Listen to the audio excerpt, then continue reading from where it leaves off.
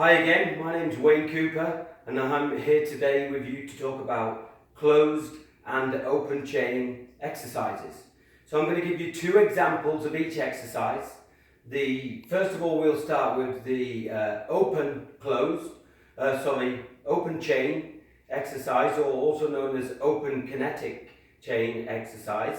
I'm going to give you a upper body exercise and then a lower body exercise, and I'm going to regress them and progress them, and I'm also going to do the same for a closed chain exercise or a closed kinetic exercise. Really important if you're taking clients on physical exercise or any form of exercise at all. If the exercise is too difficult, it would become frustrating for them. And we don't always need to use weight. Sometimes you have to think on your feet to be able to change these exercises for your clients. And that's especially pertinent when you're taking group activities. So maybe a circuit training session or a TRX session or whatever that might be, and someone's really struggling with the exercise, or indeed someone's finding the exercise too easy. So it's really beneficial, I believe, to be able to regress and progress it, and not just by adding weights, there's other methods as well. Open versus closed. Well, open would maybe be a bicep curl, where we're doing flexion and extension, but the reason that's open is because the hand is free to move. It's not on a immovable object. If I was to put my hands on the wall and do a press up type exercise, now it becomes a closed chain exercise because my hands or my feet are in contact with an immovable object. So a squat would also be a closed chain exercise because they're in contact with an immovable object, or they're not moving. So we're going to go over it, and it's going to be really interesting because, in my first video I spoke about squash. Well, in squash, if I'm doing a forward lunge, it's a closed chain exercise. So, I might want to work my muscles, my lower limb muscles in that way. But when I'm doing a backhand or a forehand to hit the ball, that's all coming from an open chain exercise. So it's really dependent on what sport you do, what exercise you do, but they can both be of benefit. So let's get started. First of all, I'm going to do an upper limb open kinetic exercise. So this could maybe be used for rehabilitation. So shoulder flexion. If somebody's coming back from surgery, this is an open chain exercise, shoulder flexion and extension. If I want to make that easier, and you might need to if someone's had surgery on the shoulder joint or the rotator cuff muscles, you could self-assist.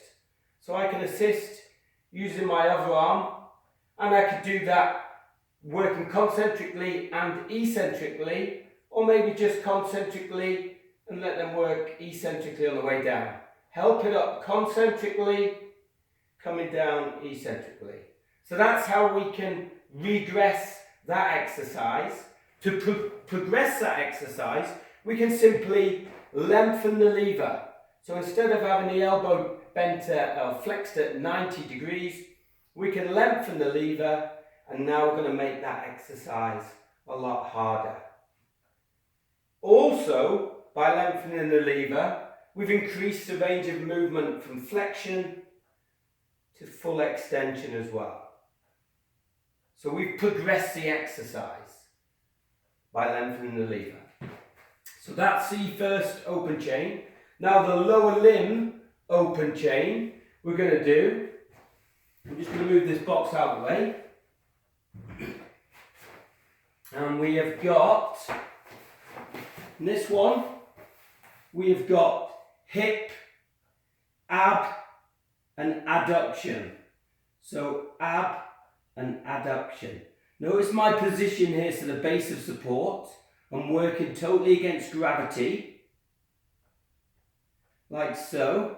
Now if I want to regress that again, I could change the length of the lever, nice and easy, it's not difficult to do that. Or I could change the base of support, so I could stand up now to regress that. and do it standing up. But don't forget, I've regressed that exercise, but I'm now working this leg a little bit more isometrically. So you have to be conscious of what you're doing, changing the body position, altering the base of support, what's happening. So I've regressed this one, hip, ab and abduction, but they're now working this leg as well. If I want to progress that one then, I could change the speed.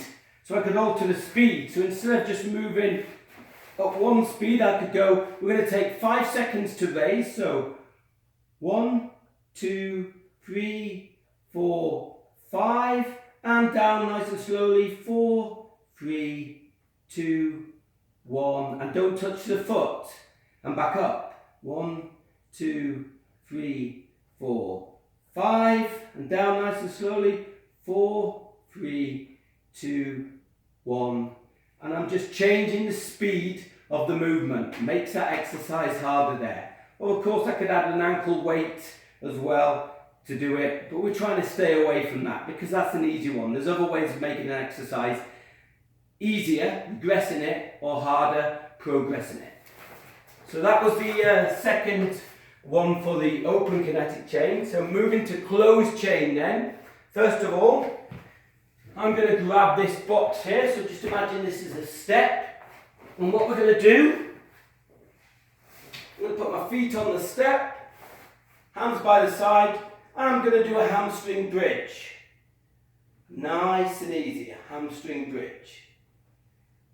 All the way up, and all the way down. My feet and my body are angled slightly. So we can change the base of support on this one. So to make it easier, we can take away the box. Now we've changed the base of support. We're lifting the hands up like so, lifting the hips up to do a hamstring bridge a lot easier. We can also make it easier by putting the arms out. So we've got a wider base of support, like so. And then we can make it harder by putting the arms across the chest. There we go. We can make it harder by just altering it and using one leg. And we can make it harder by changing the base of support again, making it an unstable base of support, arms across the chest, and back up. Makes it a lot harder. Easier, bigger base of support. Harder, again, we can change the speed as well. Hamstring bridge. So lots of different methods of changing the exercise on that one. And the last closed chain one I want you to look at is just simple push-ups. So first of all, we're just going to do a normal push-up, closed chain exercise, all the way down, all the way up. To regress this, we can change the length of the lever again. So we can plop onto our knees.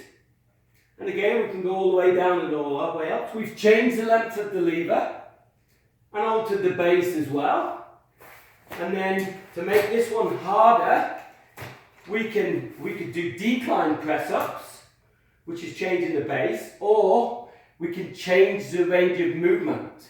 So we're moving through a deeper range of movement here. Because we're using these bars, now it's going to allow the chest to go lower and work through a greater range of movement for the joints and the muscles.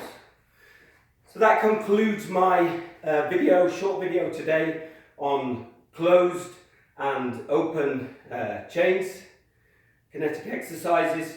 Really important in regards to progressions and regressions. So I know we can use weights, we can add more weight or take weight away, but it's really important we think on our feet as physical training instructors or fitness instructors, so we can alter exercises quickly for groups of people or individual clients to tailor them for their needs, so they're still getting benefit. And of course there's other things we can do as well. We can close our eyes to change the movement. Again, we're going to be working different elements as well now, so we'll be working balance and proprioception. So just need to think about what your aim is. Is it muscular endurance you want to work?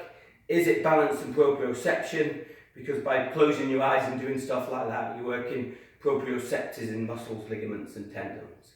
So I hope you've enjoyed my video today, and thanks for listening.